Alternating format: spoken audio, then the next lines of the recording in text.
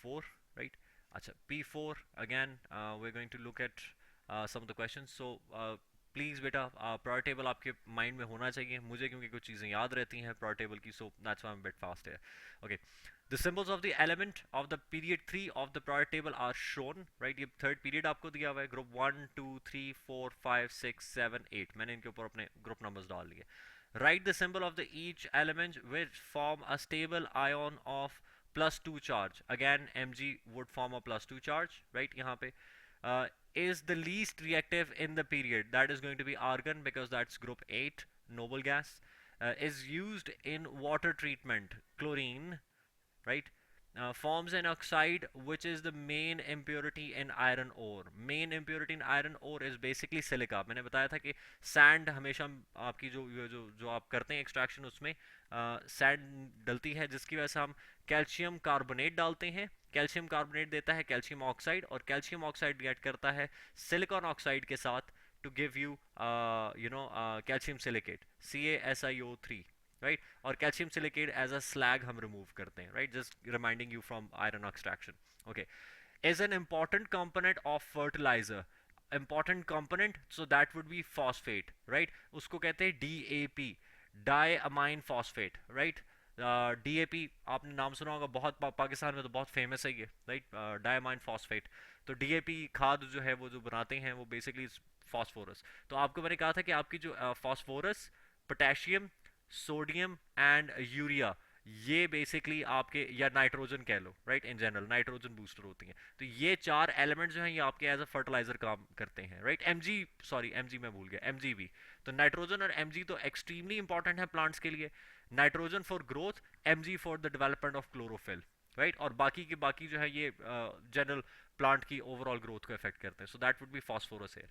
अच्छा, is stored under oil. Oil में store किया जाता है, दैट शुड बी सोडियम, क्योंकि सोडियम फॉरन रिएक्ट करता है जैसे ही एयर के साथ इसका कांटेक्ट आता है, तो we need to keep it in oil, right? Is used in food containers, that would be aluminium. इनमें से किसी और का फूड कंटेनर नहीं बन सकता. एल्यूमिनियम क्यों यूज किया जाता है? Again it forms a passive oxide and that oxide will prevent food particles to react with it or get decomposed, right?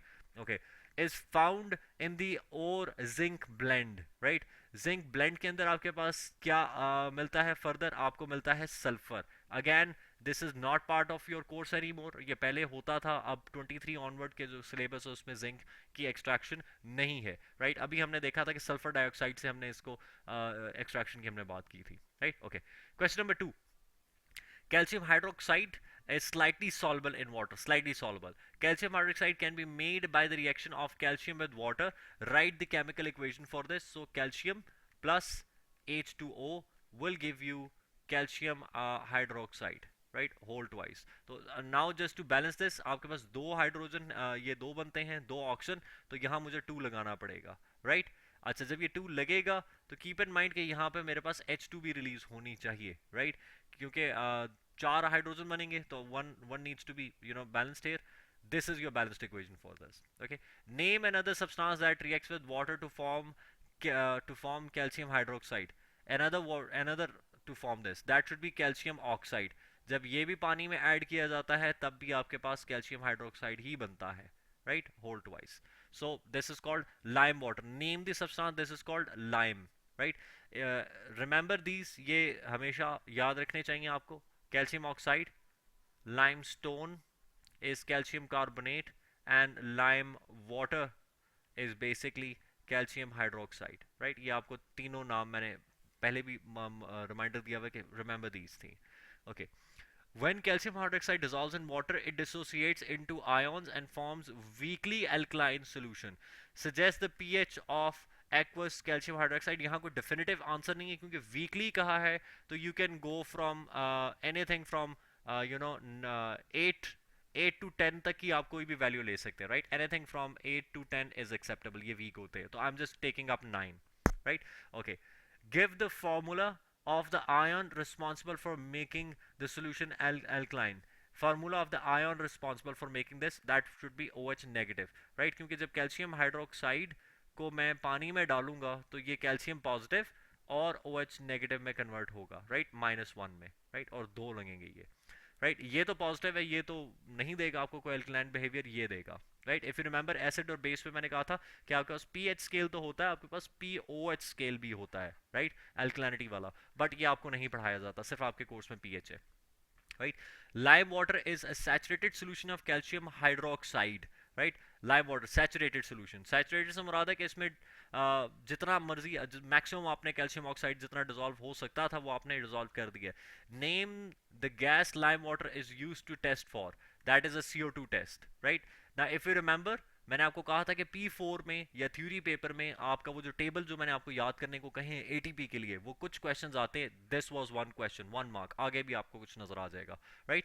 Okay, suggest what is meant by the term saturated solution, right. Saturated solution that can not dissolve any further solute, right. That's one way of suggesting it, right. Or that has attained maximum soluble amount of solute in it, right. Both ways it's correct. Okay, the word solute over here is important and cannot dissolve is important, hence 2 marks are there, right right? ये दोनों के keyword से आपके answer match करते हैं। Keep in mind examiners do not read complete statements, they only look for keywords, right. हम keywords से check कर रहे होते हैं पेपर्स को, right. So we just look at the 2 keywords and then we're done. Okay. Describe how would you make a sample of lime water starting with calcium hydroxide. Sample of lime water starting with solid calcium hydroxide.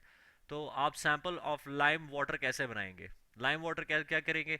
Calcium hydroxide को आप water में dissolve करेंगे, that's it, dissolve in water and that's it, this is your solution. तो आप इसको describe कर दें कि take some amount of calcium hydroxide, take water in a beaker, add calcium hydroxide in beaker, stir it till done and then filter this, right, क्योंकि जो insoluble है उसको फिल्टर भी करना है, तो आपने ये पूरा स्टेप आपने यहाँ पे एक्सप्लेन करना है, राइट। तो filtration must be dealt with, ताकि आपका जितना भी वो सैंपल ऑफ लाइम वाटर की बात कर रहे हैं, राइट, लाइम वाटर की, तो यहाँ पे कैल्शियम हाइड्रोक्साइड सॉलिड फॉर्म में कुछ रह जाएगा आपके पास, तो उसको फिल्टर करना जरूरी है, राइट। वरना वो प्योर लाइम वाटर का सैंपल नहीं होगा, उसमें लाइम वाटर में ये जो आपका है क्या कहते हैं कैल्शियम हाइड्रोक्साइड, वो भी कुछ हद तक मौजूद होगा, सॉलिड पार्टिकल्स, तो we need to remove that, तो filtration is also to be listed here, right. So this should be dissolution step 1 and step 2 should be filtration for you, right, and your filtrate is the sample, keep in mind filtrate आपका sample होगा ना के residue, okay, क्योंकि lime water की बात कर रहा है वो, okay। Describe how would you test the presence of calcium ions in a sample of lime water. आपके पास लाइम वाटर में कैल्शियम के आयंस को टेस्ट करने के लिए क्या क्या टेस्ट होना चाहिए, राइट। अच्छा, इफ यू रिमेंबर कि आपका कैल्शियम जो है उसके कार्बोनेट सॉल्युबल नहीं होते, राइट। इफ यू रिमेंबर जो सॉल्युबिलिटी रूल्स भेजे हुए मैंने, तो उसमें जो कार्बोनेट्स हैं वो सिर्फ और सिर्फ पोटेशियम और सोडियम के या लिथियम के या अमोनियम के, राइट, चार जो है उनके सॉल्युबल है कार्बोनेट्स। तो सिंपली टेस्ट क्या करूंगा, add few drops of H2CO3, right. Carbonate ion डालेंगे तो वो क्या करेगा, वाइट पीपीटी निकल आएगा आपके पास, right. Again this has been remove from your course, but still you can remember this very easily कि यहाँ सॉल्युबिलिटी रूल से आप इस किस्म के क्वेश्चंस को सॉल्व करेंगे, right. So remember solubility rules would apply here, right, for this case, right, solubility rules. तो सॉल्युबिलिटी रूल्स बेटा प्लीज उनको याद करें, you need to memorise those, okay। Next, 25 centimeter cube of sample of lime water is placed in conical flask. The concentration of CaOH whole twice in lime water is determined by the titration with dilute hydrochloric acid, right, okay। Name the item of apparatus used to measure the volume of acid in this titration. Acid के लिए क्या use करना चाहिए हमें, burette, right. I've told you burette is always used for acid, number one for safety reasons, secondly burette is more accurate, right, okay। State the type of reaction which takes place over here. Now you do know that this is a base and this is an acid, so this is neutralization reaction, right, this is a neutralization reaction for you, okay। As well as lime water and dilute hydrochloric acid, state what other type of substance must be added in the conical flask. Indicator, right, why, क्योंकि ये दो सारे के सारे these are all colorless compounds, right, these are colourless, और इनकी जो products हैं राइट, रिएक्टेंट्स भी कलरलेस हैं और प्रोडक्ट्स भी right, they are also colourless. So to identify when the reaction has started and when the reaction has stopped, we need to add a coloring agent in there, right, or an indicator, right? That could be potassium magnate, methyl orange, anything that you can use over here, right? तीन आपके course में हैं, तीनों में से कोई भी आप लिख सकते हैं यहाँ पे. Remember, never talk about universal indicator, right? Never use universal indicator. Reason being, this does not have a fixed transition point. ये मुसलसल color change करता रहता है, so it is very hard to tell when the reaction has stopped and when you have added extra acid in there or when you have added extra base, you cannot tell, right? That is why universal indicator can never be used, right? Okay, the equation for the reaction is this, right? We have this much. Let's convert this into dm cube immediately इसकी वजह से. So 0.02 ये आ गया, reacts with 25, 0.025. I'm gonna write right with this. Determine the concentration of Ca in gram per using the following steps. Okay, the steps: the number of moles of this into this. So number of moles, N is equal to Cv, right? That should be 0.02 multiplied by 0.05, right? Now with the calculator, 0.02 multiplied by 0.05, that should be 0.001 mole. Okay, determine the number of moles of this in lime water, right? अच्छा, number of moles कितने होने चाहिए? आपको volume तो दिया हुआ है, moles आपको नहीं दिए. मोल्स आप यहाँ मोलर कैलकुलेशन से निकालेंगे. Now you can see that the molar calculation over here and for the HCl are here. So this is 1:2, right? This is 1:2. So if this is 0.01, so half of it should be there. So 0.001 divided by 2, that should be 0.001 divided by 2 would be 0.0005, 0.0005, right? Okay, calculate the concentration of this in mole per dm cube. So you have the moles and you have the volume, right? So concentration is equal to N by V, that is going to be 0.0005 divided by 0.025. Okay, 0.0005 divided by 0.025, 0.02 moles per dm cube, right? Now in grams, तो grams के लिए वही question आ गया कि again you have the moles, convert the moles over here, right? You will use this molar value over here. So M is equal to N into Mr, right? अच्छा, calcium hydroxide का Mr should be 16 into 32. Okay, 32, 40 plus 32 plus 2, that should be 74. No, sorry. OH should be twice, right? 32 plus 2, that's 34 plus 40, yeah, 74. Okay, iska MR has 74, right? So that should be 0.0005 into 74, right? Okay, 74 multiplied by 0.005, so 0.037 grams you have, right? And how much, now keep in mind how much volume we had is only 25 centimeter cube. Now keep in mind, unfortunately, which I missed previously, Mariam over here, I'm going to highlight this mistake which I did, right? मैंने यहाँ volume last time नहीं calculate किया था, right? I did it without the volume, right? dm cube. तो मेरे पास ये है 0.025 dm cube, right? तो mass over this है, right? So concentration in this case should be mass over the volume. तो mass मेरे पास आ गया 0.037, volume है 0.025, right? I forgot to do this step over there, right? Previously जब I was discussing the question. Okay, so 0.037 divided by 0.025, right? So 1.48 gram per dm cube, right? Are you clear about this one, Mariam? Okay, my apologies, I forgot this step. याद रखना बेटा, ये मैं भूल गया था करना, राइट? मैंने सीधा मास को डिक्लेयर कर दिया था यहाँ पे, राइट? सो आई फॉरगॉट कि वॉल्यूम भी ऊपर से लेके आना था नीचे, राइट?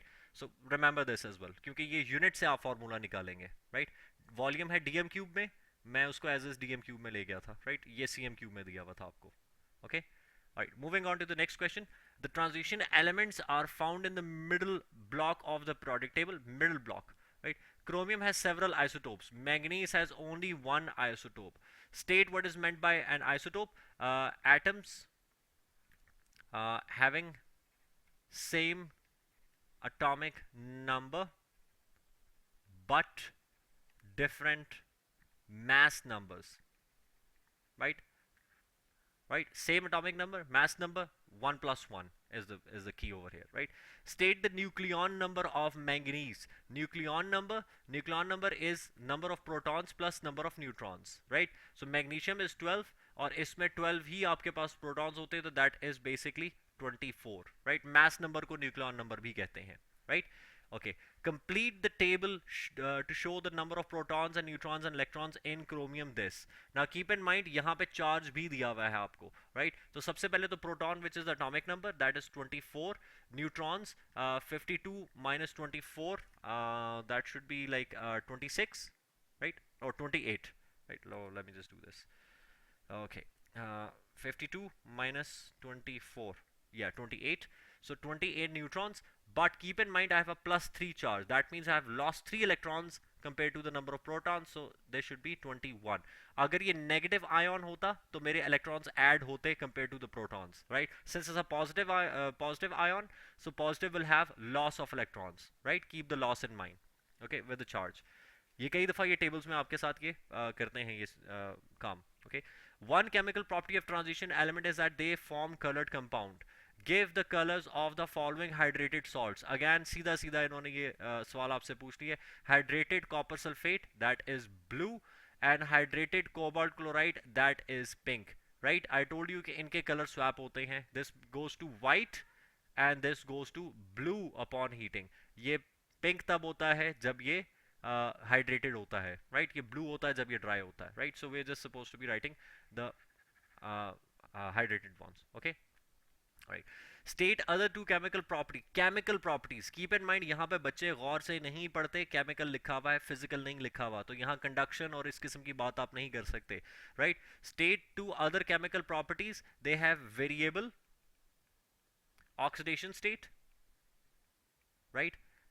और second क्या होगा अगर variable oxidation state है? Form several compounds with same element, right? कि एक ही एलिमेंट के साथ वो मल्टीपल कंपाउंड्स भी बना सकते हैं. For example iron and oxygen, right? So Fe3O4, तो ये आप देखो ये वेरिएबल कंपाउंड्स हैं एक ही एलिमेंट के साथ, राइट?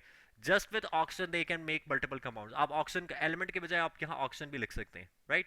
कि they make several compounds with oxygen alone. Oxygen लिखते हैं तब भी चलता है, सेम एलिमेंट लिखते हैं तब भी बात की जा सकती है, right? That's the again chemical की बात कर रहा है. फिजिकल कहता तो we had to go for higher density, higher melting point and what not, right? तो हम उस तरफ जा सकते थे, बट यहाँ केमिकल की बात हो रही है. Okay, transition elements and group 1 elements are metals. They share many physical properties including the ability to conduct electricity, be hammered into shape, which is called malleable, right?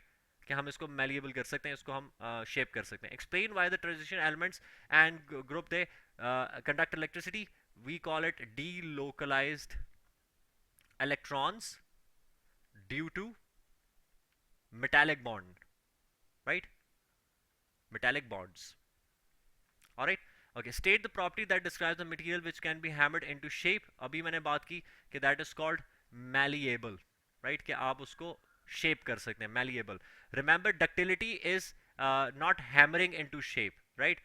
That is not ductility, that is pulling into a shape. एक होता है push into a shape, एक होता है pull into a shape, right? In other words कि आप किसी चीज को compress करके किसी shape में लेके आओ, right? Let's say ऐसे.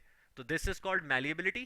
एंड डक्टिलिटी होता है कि मैं इसको पुश पुल करूं, राइट? लेट्स से कि एक ऑब्जेक्ट है, मैं इसको पुल करता हूं, ये मैलिएबिलिटी है, right? And this I turn into a wire, right?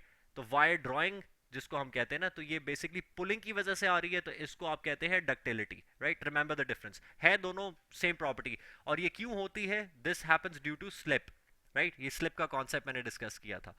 Transition elements and group 1 elements differ in other physical properties. जी जी.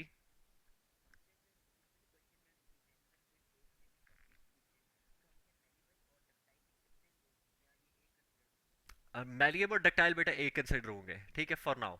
आपके कोर्स में एक ही होते हैं क्योंकि आप लोग इतना एडवांस नहीं पढ़ते, right?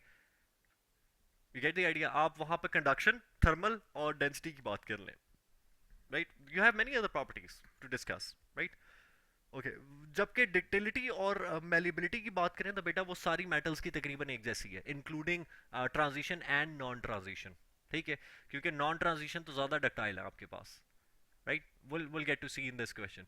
Transition and group one different other physical properties, उसने इसलिए other का नाम ले लिया है, you get the idea, यहाँ से उसने extract किया है, राइट अभी उसने मेरी ही बात को ये कवर कर दिया कि transition elements are harder and stronger than group one elements, right?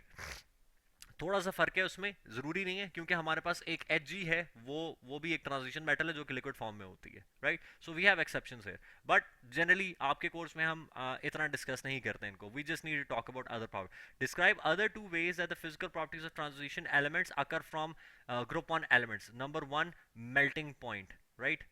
Melting points इनके बहुत डिफरेंट है, and the other one would be density. मैंने आपको कहा था कि आप मेल्टिंग पॉइंट और डेंसिटी पे बात कर लें, वो ज़्यादा बेहतर है आपके लिए, राइट? रीज़न कि एक चीज़ जल्दी मेल्ट हो रही है तो ऑब्वियसली वो डेंस तो नहीं है ना, सॉफ्ट है, राइट? वो बहुत लाइट वेट है, तभी वो जल्दी मेल्ट हो रही है। जिसके पार्टिकल्स एक दूसरे के बहुत करीब हो, बहुत डेंस हो, उसको मेल्ट करना मुश्किल होगा, क्योंकि particles would need a lot more energy to part away from one another. You get the idea? Kinetic theory को माइंड में रखिएगा सॉलिड की, right? So kinetic theory of solids suggests that the denser will need more temperature, and that we do understand कि tungsten जो है has a melting point of 3200 degree Celsius, right? Reason being कि इसकी density भी 14.7 ग्राम पर centimetre cube होती है, right? It is very dense and it is a very high temperature. Same goes for steel, right? Steel की भी density high है, उसका मेल्टिंग पॉइंट भी हाई है, बट रिमेंबर स्टील की डेंसिटी है 7 ग्राम पर सेंटीमीटर क्यूब, और उसका जो मेल्टिंग पॉइंट है that is about 1600 degree Celsius. तो कुछ कोरिलेशन आपको यहाँ पे नजर भी आ रहा होगा कि जितनी लो डेंसिटी लो है उतना ही मेल्टिंग पॉइंट भी लो हो रहा है, राइट? ये आयरन की बात कर रहा हूँ मैं। और सोडियम की बात करें तो सोडियम बेचारा 69 डिग्री सेल्सियस पे मेरे ख्याल से मेल्ट हो जाता है, राइट? और उसकी डेंसिटी भी अबाउट 1.9 और 1.2 के करीब होती है। So you can see the relationship over here, right? तो आपने इन दो पे ज्यादा बात करनी है, अदर फिजिकल प्रॉपर्टीज पे, राइट? एनी ट्रबल सो फार पेपर में यहां तक? जी, नन? ओके, मरियम बेटा? ओके, फ्लोरीन मैं थोड़ा सा स्पीड अप कर रहा हूँ इसको, ठीक है? स्पीडी सोल्यूशन कर रहा हूँ, right? Fluorine and chlorine are halogens, suggest the appearance of fluorine white, right? मैंने आपको कहा था white, green, brown and purple, right? This is fluorine, chlorine, bromine and iodine. ये कलर ट्रांजिशन मैंने आपको बताई थी कि कलर पैटर्न याद रहना चाहिए आपको, सिर्फ इसी का याद रखना है आपने। बाकी कोई भी नॉन मेटल जो है वो अदर गैसेज जो है वो इतनी कलरफुल नहीं है। हाँ, phosphorus is partially red, red gas, और जो सल्फर है वो येलो सॉलिड होता है। येलो सॉलिड, सॉलिड मीन्स ये एसिड है, ये भी लो मेल्टिंग लिक्विड होता है, ये लिक्विडिश गैस, ब्रोमीन की तरह का इसका रंग होता है थोड़ा सा, ठीक है? Okay, just giving you this additional, but ये आपके कोर्स में कहीं पे भी नहीं पूछे जाते हैं, हमेशा ये पूछे जाते हैं, ठीक है? Fluorine reacts with sulphur to form compound which has 25.2% sulphur by mass and relative molecular mass of 254, right? Fluorine reacts with sulfur to form a compound which has 25% by mass sulfur, right? That means कि आपके पास 25.2 इसका sulphur है और बाकी आपका ये बन गया। तो पहले तो परसेंटेज निकाल लें, 25.2 सल्फर रेशो फ्लोरीन, राइट? अगर 25.2 ये है तो आपके पास बाकी क्या बनेगा? 74.8, राइट? ये रेशो बनती है। अच्छा, जब भी आपको रेशियोज दी जाए तो आपने उनके मैसेस से डिवाइड करना होता है। फ्लोरीन का मैस मेरे ख्याल से इज आई गेस 18, राइट? और सल्फर होता है 32। Is that so? ये प्लीज वेरीफाई कर लें अगर आपके पास पर टेबल है। मीन वाला I do the calculations, right? 74.8 divide by 18 minus 4.15 ratio, क्या आ गया इसका ये 32, sorry 25.2 divide by 32, right? Remember ये जब भी आपके पास मोलर परसेंटेजेस दी हुई हो तो आप उसको उनके एटॉमिक रिलेटिव एटॉमिक मास या एआर से डिवाइड करते हैं। This is for fluorine, this is for sulphur, right? So that is sorry 25.2 divide by 32, that is 0.787। अच्छा, यहाँ से हमें एम्पेरिकल फार्मूला इसका मिल जाएगा, राइट? तो ये अब एम्पेरिकल फार्मूला के लिए अभी भी ये होल नंबर तो नहीं है, so I need to divide this by the smallest ratio, that should be 0.78 and 0.78, right? इसी से हम डिवाइड कर देते हैं, right?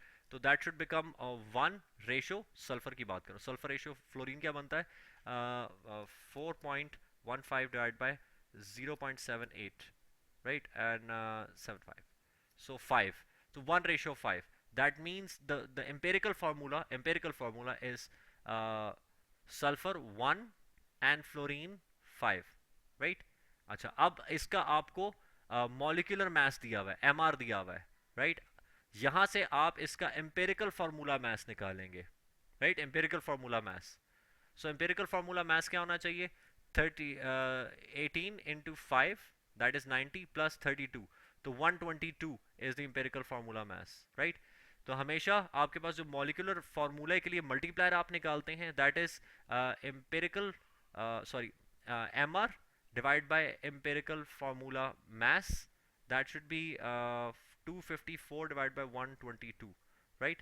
So 254 divided by 122, that is 2, nearly 2.08 आ रहा है, तो 2 ही हम ले लेंगे, होल नंबर लेते हैं। सो इसी फार्मूले को अब आप 2 से मल्टीप्लाई करेंगे तो this would become S2F10, right, that's the formula for this molecule. Any troubles here जी, आइदर वन ऑफ यू, कोई ट्रबल्स हैं बेटा यहाँ पे? Did not understand? ओके, अच्छा, मैं इसको थोड़ा सा रिपीट करता हूँ, ठीक है। अच्छा, चक्कर ये है कि आपको क्वेश्चन में परसेंटेज दे दी है, रिमेंबर, परसेंटेज से सल्फर की दी थी उसने आपको, राइट, एंड आपको मोलर मास दे दिया है एमआर, कंपाउंड का अननोन कंपाउंड है जिसका फार्मूला हमें नहीं पता, वो फार्मूला हमने आइडेंटिफाई करना है, राइट। तो सबसे पहले जो आपके पास सल्फर की परसेंटेज दी है उसको मैंने 100 से माइनस करके फ्लोरीन की परसेंटेज निकाल ली, विच इज 74.8 एंड 25.2। अच्छा, किसी भी अननोन कंपाउंड की जब आपको परसेंटेजेस दे दी जाए, if you get the percentages and you want to find the empirical formula, the method is कि आप उनकी मोलर रेशियोज रखते हैं उनकी परसेंटेजेस की रेशियोज के साथ, राइट। तो यहाँ पे आप परसेंटेजेस की रेशियो बना लो, तो उसको डिवाइड करें हर एलिमेंट की, जितने भी एलिमेंट्स हो, यहाँ तो दो ही बनते थे आपके पास, एक सल्फर है और एक फ्लोरीन है, क्योंकि दो ही दिए हैं मैं आपको उसने, राइट। तो दोनों को रेशियो में रखा, परसेंटेजेस ले ली मैंने उनकी, राइट, और उनकी परसेंटेजेस को डायरेक्टली आप उनके एआर से डिवाइड कर दें। कीप इन माइंड यहाँ परसेंटेज सिंबल डालने की जरूरत नहीं है, राइट, सिंपल परसेंटेज लें और उसके एटॉमिक मास से डिवाइड कर दें उस एलिमेंट के। तो फ्लोरीन का atomic mass is 18, right, 18 over here, और यहाँ पे मैंने सल्फर का ले लिया 32 एटॉमिक मास, राइट। अच्छा, यहाँ से मेरे पास ये दो वैल्यूज आ गई, राइट। इन दोनों वैल्यूज को अभी मैंने होल नंबर में कन्वर्ट करना है to gain an empirical formula. Why whole number? Reason being कि एटम आपका कभी भी 0.78 तो हो नहीं सकता, right. So the simplest way to get a simple whole number is कि इस पूरे रेशो सिस्टम में चाहे जितने मर्जी एलिमेंट्स हो, लेट्स से आपके पास सी रेशो एच रेशो ओ, आपको याद है हमने ये वाले क्वेश्चन किए थे जिसमें कार्बन, हाइड्रोजन और ऑक्सीजन की परसेंटेजेस थी, तो वहां पे भी हम यही करते थे कि पहले ए आर से डिवाइड किया और परसेंटेज को percentage divide by A R, और उसके बाद जो आपके पास जो भी कॉन्सिक्वेंट आती हैं उसमें से सबसे स्मॉलेस्ट जो भी आपकी वैल्यू हो उससे आप पूरी इक्वेशन को डिवाइड कर दें। तो मैंने 0.78 से डिवाइड किया, this gives me 1 ratio, this divide by this gives me 5। तो मैंने ये निकाल लिया कि ये 1:5 है सल्फर रेशो फ्लोरीन, एटम्स इस तरह से जुड़े हुए हैं। तो इसका एम्पेरिकल फार्मूला बन गया SF5, right, which is S, sulphur being 1, मैंने ये लिखा था यहाँ पे, राइट। तो ये मेरे पास इसका एम्पेरिकल फार्मूला आ गया। Now remember, if I have the empirical formula, right, empirical formula, and I have the molar mass of the unknown compound, तो मैं उसका मॉलिक्यूलर फार्मूला आइडेंटिफाई कर सकता हूँ बड़ा इजीली, राइट।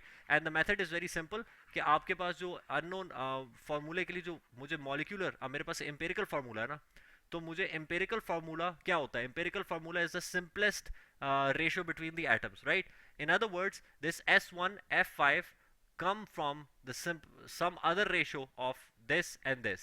ये simplify हो रहे हैं, right? Simplify होके निकला है, तो मुझे यहाँ से वापस work back करना है। That means I need to multiply this with something. Let's say कि अगर मैं इसको बात करूँ तो ये होना चाहिए n और n into 5. You get the idea? I need to find this n over here, this number, right? तो वो number निकालने का तरीका ये होता है कि ये n निकालेंगे आप mr divided by the empirical formula mass, right, कि जो भी एम्पेरिकल फार्मूला निकला है उसका मास अगर मैं कैलकुलेट कर लूँ, विच इज़ वेरी सिंपल, कि उसी तरह आप एक सल्फर लें और प्लस 5 इंटू द फ्लोरीन का mass, right, which is 32 plus 5 into 18, that came out to be 122 over here, right. तो मैंने क्या किया कि M R divide by the empirical formula mass, the multiplier came out to be 2, that means कि यहाँ सिर्फ मेरे पास जो है वो 2 आता है, right, this would be 2 over here.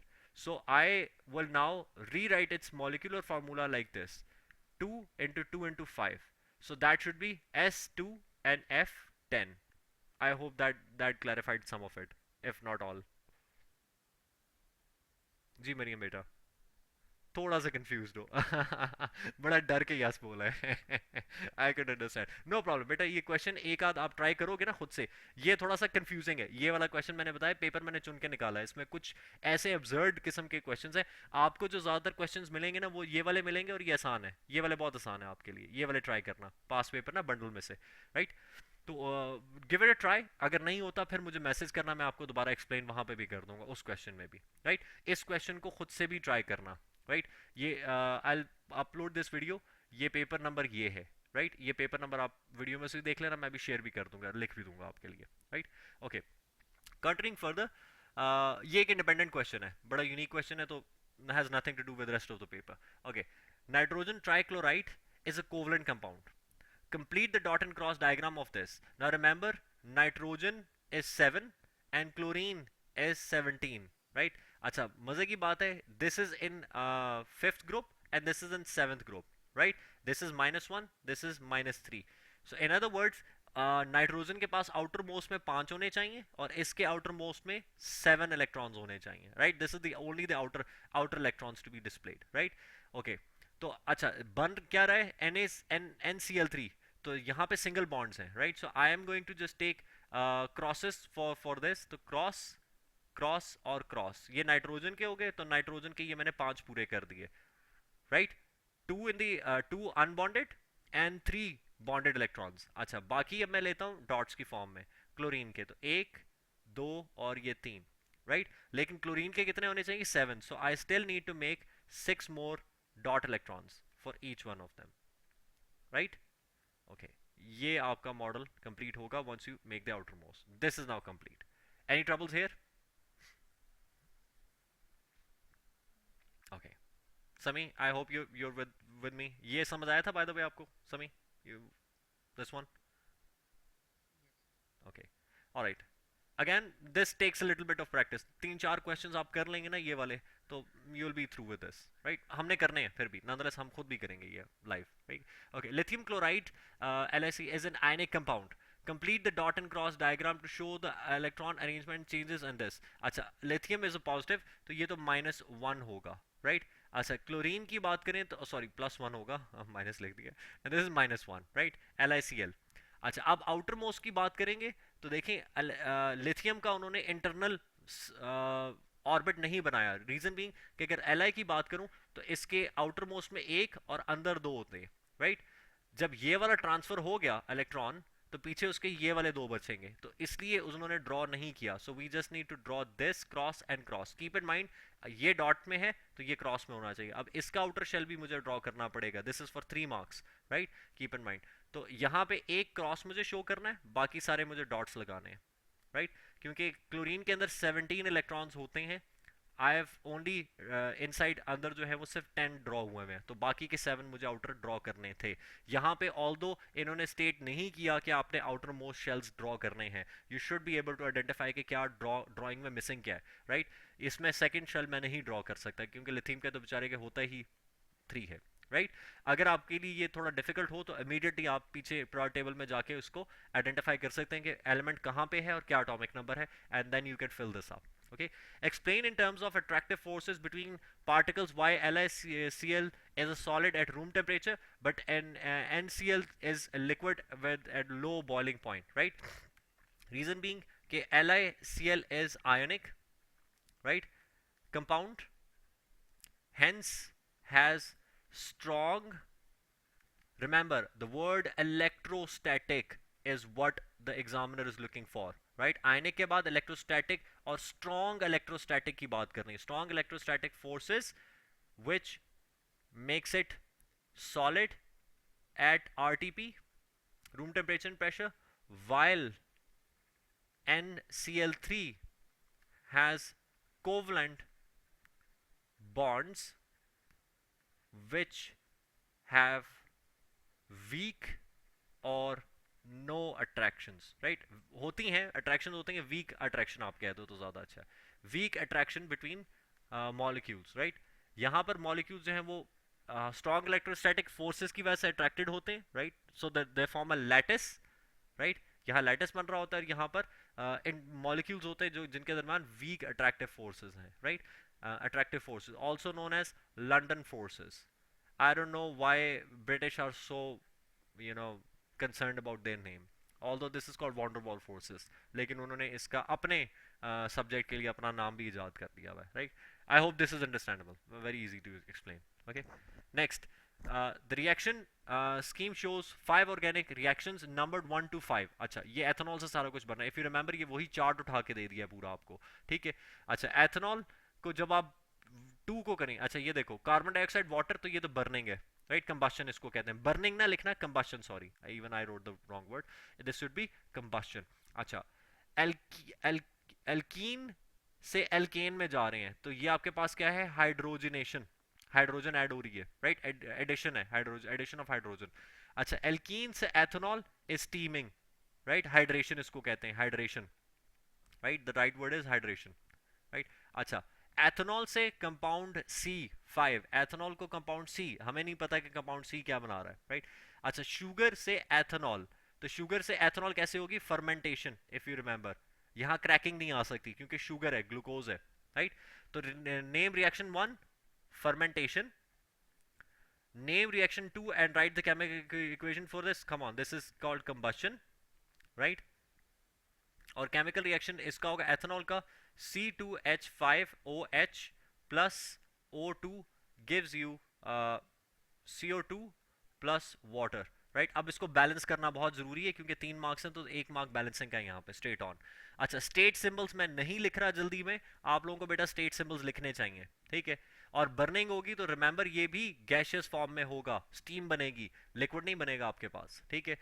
सो ये भी गैस है, और इसको बैलेंस अगर आप करें तो C2 है तो 2 कार्बन, तो यहाँ पे मैं 2 लगा देता हूँ, राइट? तो ऑक्सीजन हो गए 4, 4 ऑक्सीजन, और वाटर है तो बाकी कितने, 6 हैं, तो 3 लगा देते हैं, right? I think this would balance. अब ऑक्सीजन को बैलेंस करना है तो 2 and 1 over here, so how much hydrogen, oxygen, I think 3 should suffice for us, 3 oxygen and 4, yeah, 6 and 7, yeah, balanced, ठीक है, बैलेंस हो गया, okay? Reaction 3 forms an ethanol from alkene, identify the alkene, alkene, right? Ethanol बन रहा है alkene से, तो यहाँ इथीन होना चाहिए आपके पास, ठीक है? ऑब्वियसली एल्कीन है तो एथेनॉल बन रहा है, एथ वाला ग्रुप है तो डबल बॉन्ड भी उसी का ही होगा ना, right? State the type of reaction that occurs during reaction 3, reaction 3 में क्या होना चाहिए? That is called hydration, right? If you remember, okay, state the reason and the conditions for reaction 3 which I told you to memorize, right? यहाँ पे आपके पास क्या होना चाहिए? acidified environment, right? and reagent हो गया, और high temperature, right? जारी बात है, आपने स्टीम को रिएक्ट करना तो टेम्परेचर तो हाई होगा यहाँ पे, राइट? तो टेम्परेचर भी हाई होगा, और एसिडिफाइड एनवायरनमेंट आप देंगे। एसिडिफाइड एनवायरनमेंट यहाँ पे हम बेसिकली H2SO4 की एनवायरनमेंट मेंटेन करते हैं, right? Okay. Now alkene is converted into alkane B in reaction 4, right? तो यहाँ से B में जा रहे हैं, तो उसका प्रोसेस का नाम क्या होगा? State and give the conditions of this reagent। यहाँ पे आपके पास H3PO4 होना चाहिए, right, as a reagent, और यहाँ पे आपने क्या करना है? हाइड्रोजन सप्लाई करनी है, right? Hydrogen must be provided, तो यहाँ पे आपने अगेन टेम्परेचर भी हाई रखना है, right? So the temperature should be high enough, high temperature, but ज़्यादा हाई नहीं, this is about 200 degree Celsius, this is also called a high temperature, room temperature से ऊपर ही होता है, राइट? ओके, तो कंडीशंस ये प्लीज माइंड कर लें, maybe I am wrong here, right? I am not sure, क्योंकि मुझे भूल जाती हैं चीज़ें बेटा, बूढ़ा हो गया हूँ मैं, ठीक है। So please have a look at this. तो ये वाला रिएक्शन जो चार्ट आपके साथ शेयर किया, प्लीज़ रिमेंबर कि ये क्या कंडीशन है, ठीक है। Okay, state the general formula of the alkane. तो alkane should also be of the same one, C2H6, क्योंकि इथीन है, C2H4 है, ये कन्वर्ट हो रहा है, हाइड्रेट हो रहा है, तो दो हाइड्रोजन इसके साथ जुड़ेंगे तो ये बनेगा C2H6। Okay, okay, moving on to the next one. Ethanol is oxidized in reaction 5 by heating it with dilute sulfuric acid and one other reagent. Ethanol is oxidized in reaction 5, right? Uh, reaction 5, इसको heat करें sulfuric acid की presence में, right? And one other reagent. Identify the reagent in reaction 5. Name the homologous series of this reaction 5. तो ये आपके पास बनना चाहिए carboxylic group. एक तो कार्बोक्सिलिक एसिड बनेगा, क्योंकि सारा कुछ उसने डिस्कस कर लिया, अल्कोहल, एल्कीन, और वो तो कार्बोक्सिलिक ही रह गया पीछे आपके पास, राइट, इवन बाय चॉइस। तो कार्बोक्सिलिक एसिड बनेगा, और आपके पास अदर रीजेंट क्या होना चाहिए, सल्फ्यूरिक एसिड, और मेरे ख्याल से यहाँ परमैंगनेट आप यूज़ करते हैं, परमैंगनेट को यूज़ किया जाता है, एसिडिफाइड परमैंगनेट हम यूज़ करते हैं। तो वो एसिड एसिड तो आपने ले लिया, परमैंगनेट आपके पास किया आ गया, राइट, विच इज़ परमैंगनेट, और यहाँ पे आपने परमैंगनेट 5 यूज करना है, right, whatever, just right the word permanganate and that should work for you, right. Okay, draw the structure of this. तो आपके पास स्ट्रक्चर क्या होगा, double bond O, bond OH, bond bond bond H and H, right. तो carboxylic acid बनाना था, तो carbon तो दो ही रहेंगे, यहाँ पे जो आपका जो H और OH है वो रिप्लेस हो गया ये और इससे आके, right. Basically this was your OH, bond H, bond H, और बॉन्ड सॉरी ये H और ये H और ये, तो आपका ये और ये उड़ जाएगा, और यहाँ डबल बॉन्ड लग के O बन गया, right, you get the idea. So this is why carboxylic अब यहाँ बनेगा, this is the last one, right.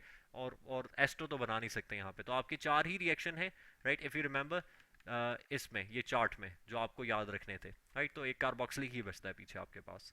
Even the word C was a hint over here, कि पूरे में कंपाउंड C क्यों कह रहे हैं, right. So at your level actually they give you a lot of hints in the paper if you get to recognize them. Okay, the equation is about polymers. I think the paper is about to end as well. Polymer X is a condensation polymer. Condensation polymer है, condensation polymer means ester बन रहा है, H2O release हो रहा है, right? तो जब भी एस्टर बनता है तो आपके पास कोई भी कार्बोक्सिलिक रिएक्ट करता है अल्कोहल के साथ, राइट। तो ये बेसिक सिंपल रूल्स जो मैंने आपको याद करवाए थे ऑर्गेनिक के, right. How many molecules of water are produced when this part polymer of X has reacted. अच्छा ये देखो, ये आपके पास ये है तो ये डायोल बन रहा है, ठीक है, डाई कार्बोक्सिलिक, तो 2 मोल्स बनने चाहिए, 2 मॉलिक्यूल्स, राइट। रीजन बीइंग कि 2 OH और 2 H यहाँ से निकलेंगे, तो it's a dicarboxylic and diol. तो वो कह रहा है कि जी show all atoms and all bonds, right, with the functional group. तो यहाँ C double bond O bond OH, इधर बॉन्ड C बॉन्ड OH, ये यहीं से आपको समझ आ जाएगा, और यहाँ पे O और यहाँ OH, राइट। समझे, ओ सॉरी हमने डिस्प्ले नहीं किया, कीप इन माइंड, सॉरी ये मिस्टेक आपने नहीं करनी, I mean okay, they said display all bonds, तो in the functional group as well, तो यहाँ हमें O और H के बॉन्ड्स भी शो करने हैं, राइट। ये आपका वो बन गया कार्बोक्सिलिक, और ये तो if you remember I told you कि इसका H और इसका OH उड़ता है, which you can see over here, right. Grey वाला आपका पूरा चला गया, राइट, अकेला रह जाता है, तो ये आपका ये वाला पार्ट आ जाता है, और ये फिर आपका पूरा का पूरा कार्बोक्सिलिक पार्ट ये आपको नजर आ रहा है, ये वाला, right. So I hope this does the job for you. Okay, what type of condensation polymer is S, मैंने पहले ही आपको बता दिया, एस्टर हम इसको कहते हैं, राइट। एस्टर क्यों, क्योंकि जब भी कोई कार्बोक्सिलिक और अल्कोहल मिलता है तो एस्टर बनता है, राइट। ये रूल आपने याद रखना है, आपके कोर्स में सिर्फ एस्टर्स हैं, एमाइड्स हैं या एस्टर्स हैं, एमाइड पे ज्यादा क्वेश्चन नहीं आते, एस्टर्स पे आते हैं, right. Okay, part of polymer Y has the structure this, state the number of different types of monomer needed to make the polymer Y. polymer Y को बनाने के लिए आपको कितने चाहिए, तो if you recognize, तो आपके पास मेरे ख्याल से ये ग्रुप रिपीट हो रहा है, ऐसे ही है, right, this is the repeat unit, और ये मुझे रिपीट होता नजर आ रहा है, राइट। यहाँ पे ऑप्शन नहीं ड्रॉ हुआ हुआ, तो how many state the number of different type of monomers needed to make polymer Y, only one, right. और वो क्या होना चाहिए, वो आपके पास होना चाहिए ये वाला डब्बा, ठीक है, यहाँ हाइड्रोजन, यहाँ C double bond O bond H, right. तो ये बेसिकली आपका सॉरी यहाँ ओ एच होना चाहिए, अल्कोहल होना चाहिए एक एंड पे इसके, right, O H. Reason being कि ये ओ एच क्योंकि पॉलीमर बनेगा ना, तो ये उड़ के ये भी हम उड़ाएंगे और ये भी उड़ाएंगे, तो ये मिल के H2O बनेगा, राइट, पॉलीमर होगा, तो ये H2O अगेन कंडेंसेशन पॉलीमर, और बाकी का जो ये यूनिट है आपका, ये जो मैंने ऊपर ड्रॉ किया है रिपीट होना शुरू हो जाएगा, right. Okay, this is one way of doing it. Okay, so all दो स्ट्रक्चर नहीं मांगा, लेकिन आपसे वो सिंपल पूछा था काउंट, तो ये आप इस तरह से फिगर आउट कर लिया करें इसको, ठीक है। Okay, part of the polymer Z has the structure shown, ये उन्होंने शो कर दिया आपको, ड्रॉ कर दिया। ये बीच वाला जो डब्बा था, अब ये डब्बा आपको दिखा रहे हैं कि डब्बा क्या है, ठीक है। This is what, draw the name of the structure of the polymer monomer which forms polymer Z। अच्छा, यहाँ पे अब आपने मोनोमर आइडेंटिफाई करना है। रिमेंबर, मैं यहाँ थोड़ा सा हाईलाइट करता हूँ H और H को, और CH और CH3 को। अच्छा, मुझे जो ये नज़र आ रहा है वो ये रिपीटेड ही नज़र आ रहा है, तो आई थिंक ये सिंपल सिंपल जो है वो CH3 जो है ना, वही आपका पोलोमराइज हो रहा है। I think this is your polymer directly, मुझे इतने कॉम्प्लिकेशन में जाने की ज़रूरत ही नहीं है, राइट। सो शो ऑल बॉन्ड्स, और नेम इसको क्या कहेंगे हम, इसका नेम क्या होना चाहिए आपके पास, एक H, दो कार्बन है और एक H है, राइट। सो डबल बॉन्ड आपका ओपन होना चाहिए, this is how this should look like, right. One H, one CH3, right. ये मैं इसका यहाँ बना देता हूँ स्ट्रक्चर। तो double bond should be with another carbon and repeatedly, right, H bond CH3, right। again this is the monomer, तो ये आप डबल बॉन्ड से अगर इसको बनाते हैं तो show all atom, draw and name the structure of the monomer which it forms, तो ये आपको दो चाहिए, तो this would be ethyl, yeah this should be ethene, right, ethene, और ये आपका ethyl हो गया, two carbon, right, 2 4 butene, right, या ब्यूटीन, क्योंकि चार कार्बन बनते हैं और या एक डबल बॉन्ड है, तो ब्यूटीन, तो ब्यूटीन आ गया आपके पास ये एज दिस। और इसका स्ट्रक्चर जो है वो फिर आप C double bond C bond H, एक का CH3 ऊपर है इफ यू रेकन, और एक का H नीचे है, तो this is what you can draw like this, एक CH3 ऊपर एक CH3 नीचे, so this is what is repeated, right. क्योंकि सिंगल को मैंने बताया था कि सिंगल को रिपीट करना ज़रा मुश्किल होता है, but although this looks like a repeat unit, so butene आपके पास ये आ गया जिसका आपने किया, और नेम आप लिख दें क्योंकि चार कार्बन बनते हैं, right, with a double bond, hydrogens don't count in that, right. Name the chemical process used to make the monomer that forms Z, we call this as addition polymer, right, addition polymerization. Reason being के addition क्यों हो रही है, क्योंकि double bond है, double bond हमेशा addition reactions करते हैं, right. I think that's the end of the paper. All right. Any difficulty in the last one? Any trouble so far? Okay. All right. Let's conclude our session here. कोई बेटा problem अगर आपको इस paper में कहीं पे भी आई है, मैं पेपर नंबर आपको यहाँ शो कर देता हूँ, right. Let me just simply write this paper number for you people in the group, right. यहाँ मैं नोट कर लें आप, ये वैसे वैसे आप नोट कर लो बेटा, सॉरी मैंने स्क्रीन शेयरिंग ही बंद कर दी है, my apologies. Just note this paper number for you, right. ये बेटा नोट कर लें अपने पास, क्योंकि ये चैट इसकी तो मुझे नहीं समझ आती गूगल की, कि पता नहीं whether the chat will stay with you. Teams का मुझे पता है कि it keeps all the record, right. Please ये पेपर नंबर नोट कर लें। इस पेपर को एक दफ़ा वो जो बेटा आपका क्वेश्चन है ना सल्फर वाला, वो आपने ज़रूर खुद से करना है, ठीक है। Do that question.